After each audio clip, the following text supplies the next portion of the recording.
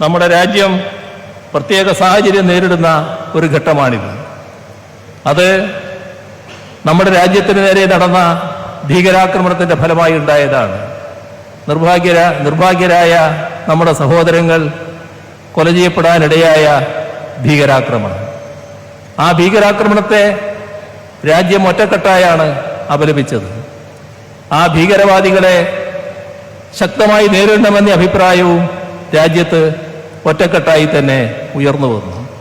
ഇപ്പോൾ ആ ഭീകരവാദികൾക്ക് പിന്തുണ കൊടുത്തുകൊണ്ട് നമ്മുടെ അയൽ രാഷ്ട്രം പാകിസ്ഥാൻ പ്രവർത്തിക്കുന്നുവെന്ന സാഹചര്യം ഉണ്ടായിരിക്കുന്നു.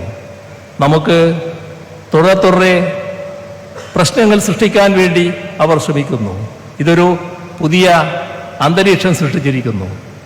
ഈ ഘട്ടത്തിൽ മറ്റെല്ലാ ഭേദചിന്തകളും മറന്ന് ഇന്ത്യക്കാരെന്ന നിലക്ക് ഇന്ത്യയുടെ അഖണ്ഡതയും പരമാധികാരവും ഭദ്രതയും സംരക്ഷിക്കുന്നതിനായി നാം അണിനിരക്കേണ്ട ഘട്ടമാണ്.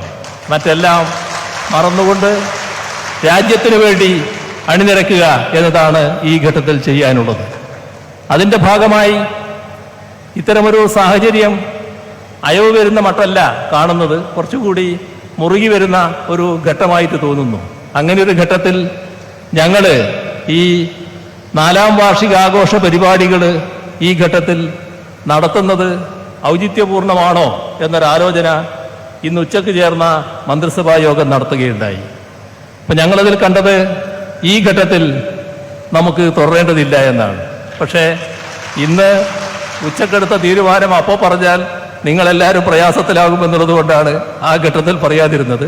ഇന്നിവിടെ വെച്ച് പറയാമെന്നാണ് കണക്കാക്കിയത്. ഇതിന് ശേഷമുള്ള ഇനി 6 ജില്ലകളിലെ പരിപാടിയുണ്ട്. അത് തൽക്കാലം മാറ്റിവെക്കുകയാണ്, മറ്റൊരു ഘട്ടത്തിലേക്ക് മാറ്റിവെക്കുകയാണ്. ഇപ്പോൾ ആരംഭം കുറിച്ചിട്ടുള്ള എക്സിബിഷനുകളുണ്ട്. ആ എക്സിബിഷനുകളിലെ കലാപരിപാടികളൊന്നും നടക്കില്ല.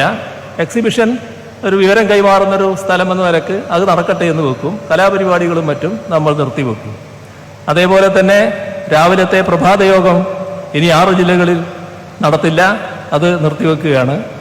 അതിൻ്റെ കൂടെ തന്നെ ഇത് LDF റാലിയാണ്. അപ്പോൾ LDFിൻ്റെ വകയാണ് തീരുമാനം പ്രഖ്യാപിക്കേണ്ടത്. അത് LDF കൺവീനർ സ്വാഭാവികമായും പ്രഖ്യാപിക്കുമെന്നാണ് പ്രതീക്ഷിക്കുന്നത്. ഇപ്പോൾ പ്രഖ്യാപിച്ച് കഴിഞ്ഞിട്ടുണ്ടോ എന്ന് എനിക്കറിയില്ല.